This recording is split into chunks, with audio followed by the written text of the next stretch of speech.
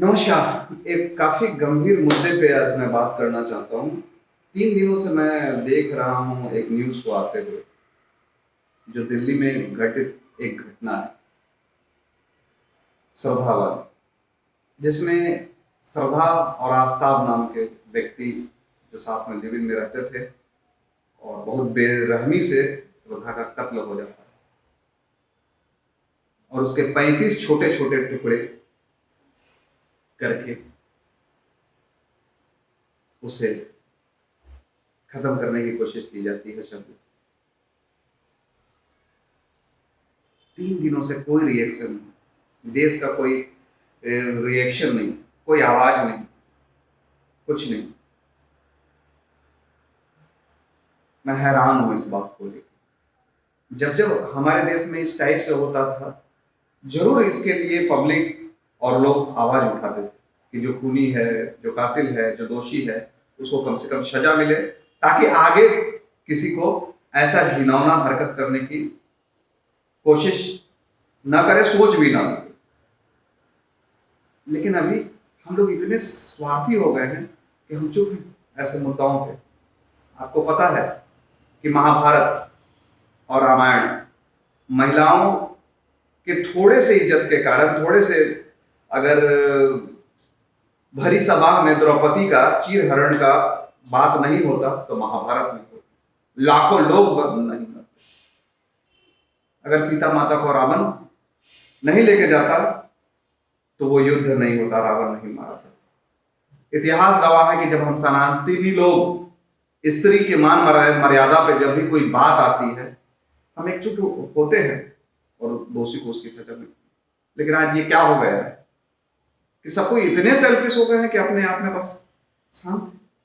ना कोई social media से, ना किसी किधर से भी कोई आवाज नहीं, कोई न्याय की मांग नहीं, कोई मौन नहीं। हमें सबसे पहले ये जानना होगा हम किस दौर में जी रहे हैं। हम सीधा वो क्या कहते हैं, इंटरनेट की दुनिया में जी रहे हैं और ज्यादा से ज्यादा व्यूज और लाइक पाने की दुनिया में जी रहे हैं। आज के समय सब आदमी डिजिटल क्रिएटर बन के बैठे हुए हैं और सब कोई बस अपने व्यूज के लिए, अपने फायदे के लिए नंगापन का नाच, अश्लीलता का नाच। हमें धर्म से कोई मतलब नहीं है, हमें अपने संस्कारों से कोई मतलब नहीं है, हमें नारी सम्मान से कोई मतलब नहीं है। मैंने तो जो भी फिल्में बनाई है वो नारी सम्मान पर आधारित बनाई है और जहां भी नारी सम्मान की बात आती है मैं आवाज उठाने की कोशिश करता हूँ, क्योंकि जिस समाज में नारी का सम्मान नहीं होता है वो समाज किसी काबिल नहीं होता है, वहां कुछ नहीं हो सकता। तो एक लड़की थी, सनातनी थी और उसके साथ ऐसा होता है, ऐसी क्रूरता होती है। समझ लीजिए किसी को अगर काटा जाएगा, सिर को, पैर को, हाथ को, पेट को, मुश्किल से 5, 7, 8, 10, 12 टुकड़े होंगे, 35 टुकड़े। कितनी क्रूरता! क्या ये क्रूरता संभव है कि कोई आम आदमी कर सकता हो जिसका वैसा कोई बैकग्राउंड ना हो? अरे हम सनातनी लोग तो जानवरों का मांस नहीं काट सकते हैं, तो कैसे संभव है कि हम किसी व्यक्ति को उस तरीके से कर सकें?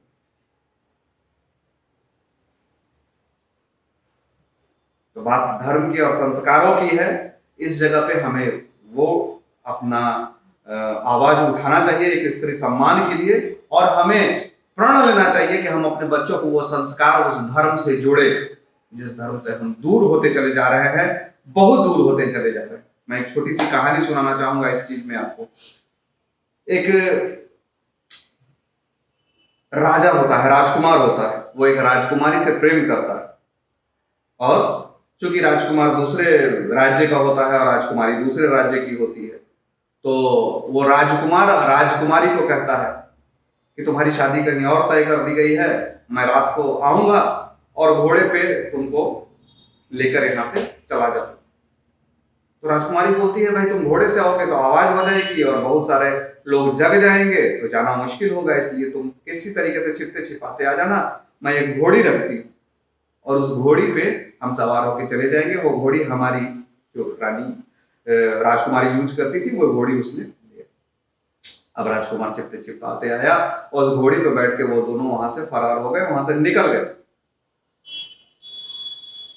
जब वो निकलते हैं तो राज्य की सीमा पार करने के बाद एक नदी होता है, पुल के ऊपर से वो वहां से पार होना होता है। पुल के ऊपर से जब वो घोड़ी पार होने लगती है तो हिनहिनाने लगती है और पार नहीं हो पाती है, बार बार वो। तो राजकुमार बोलता है ये घोड़ी को क्या हो गया? तो राजकुमारी बोलती है कि कोई बड़ी बात नहीं है, इसकी ये खानदानी आदत है, इसकी नानी भी पानी से डरा करती थी और पानी देख के ये भी बिदक जाती है।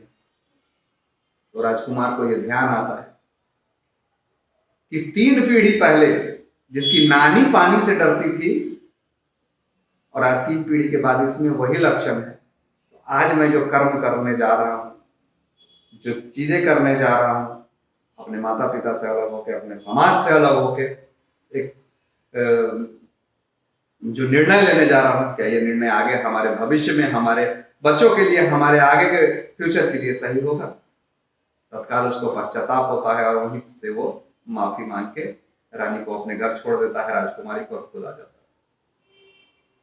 तो ये बात संस्कारों की है। जब तक हम संस्कार नहीं देंगे तब तक हमारा समाज आगे नहीं बढ़ेगा। हम इसी तरीके के वीडियो, इसी तरीके का अश्लीलता को परोसते रहेंगे तो इसी तरीके से लोग लस्टी होते चले जाएंगे और अपने माता पिता से दूर। इन्होंने जैसा अपना एक संसार बचाया और उस संसार का क्या अंत हुआ आपने देखा।